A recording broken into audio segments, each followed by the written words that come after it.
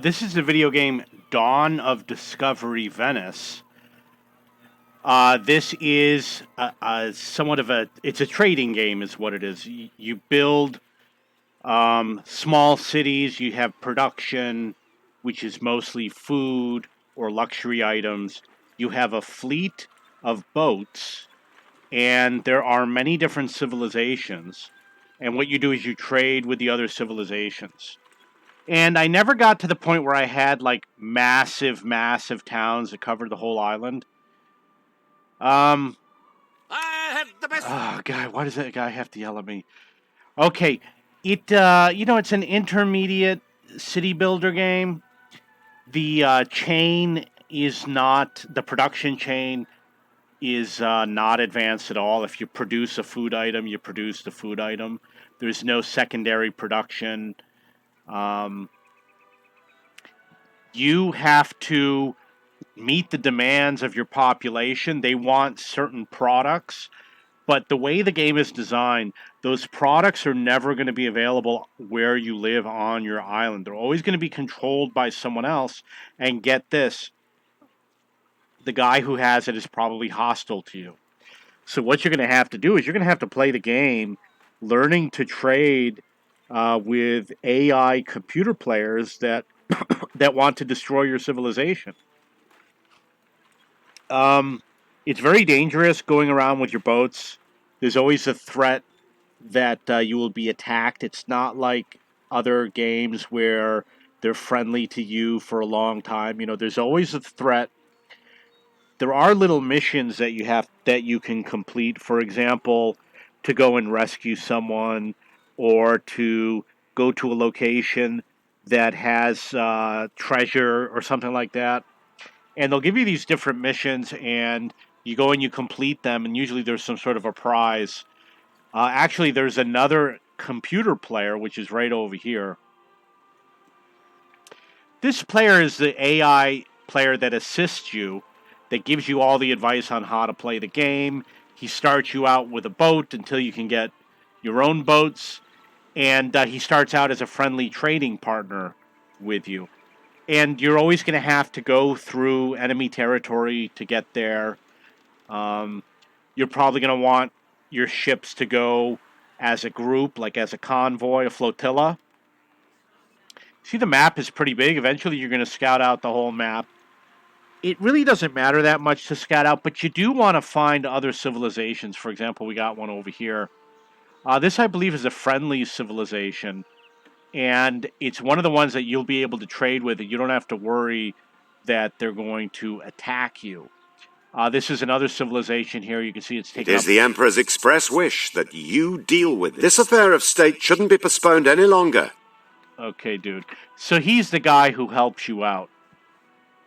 This is one of the computer players. You see, he's got a lot of property over here. Is the game frozen? Going to be a lot of vessels in the game. You can build a pretty nice defense system over here, which is going to come later in the game. The building is very basic. You got houses, markets, roads, fishing, logs, food, farming, decorative items. There is a chapel that I believe I've placed it already. Here's the chapel. And the population needs to live within the influence radius of the chapel. If they don't have uh, what they want to be happy, like the adequate food or the entertainment or the religion, then you're going to have problems. You have to provide them with all of that, which means when you lay out your towns, it's not really Game saved. not a free form layout. What it is you're going to have to build using um, neighborhoods that have the chapel, the market, um, and all the other buildings that are necessary to keep the people happy.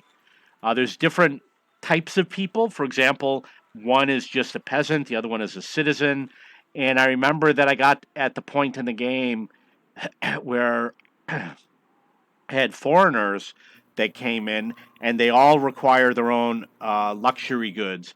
Over here, you can see that there are grapes, there is hemp, there's cider, and you've got resources like iron and stone. And when you trade, what you're going to do is you're going to go to So tell me, how are things with you? pretty good, buddy.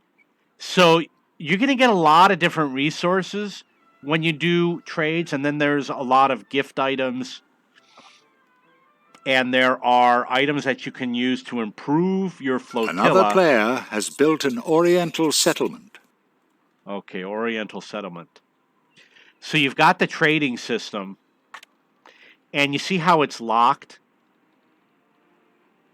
You have to unlock some of the goods that you might want. For example, that's a wooden loom, which has to do with a weaver's hut and noble appreciation. So one of the other features in the game is that you have to earn the respect of the other players. You have to unlock the ability to trade with them. And some of the things that you have to acquire, they might demand something very specific that you have to locate. And so basically, it is a trading game, a little bit of combat, there is city building. You're always going to say, well, I want to go settle another island and I'm going to have 2 islands. Yeah, that's a nice idea and it's definitely possible, but it's a high risk. So that's the game, Dawn of Discovery. I've played for about 20 hours so far. And it's a nice, slow game, not difficult. The in-game help is adequate.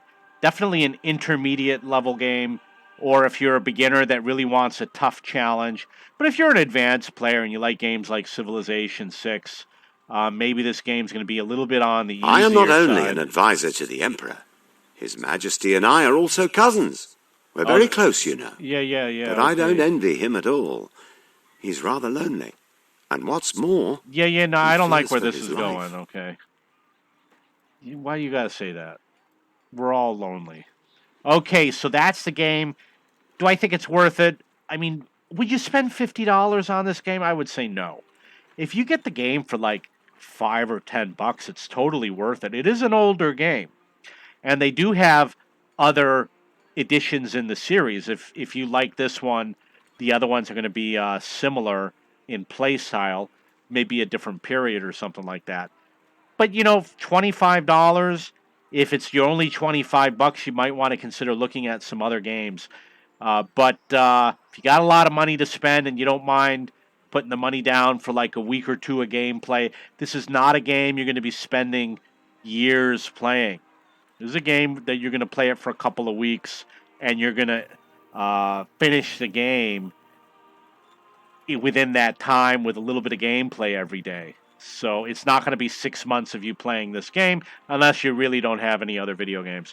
Okay, so that's my review of Dawn of Discovery. And I do believe I have the Venice edition. I've got the regular edition also. And I did purchase it through Steam. If you have any questions or comments, please post below.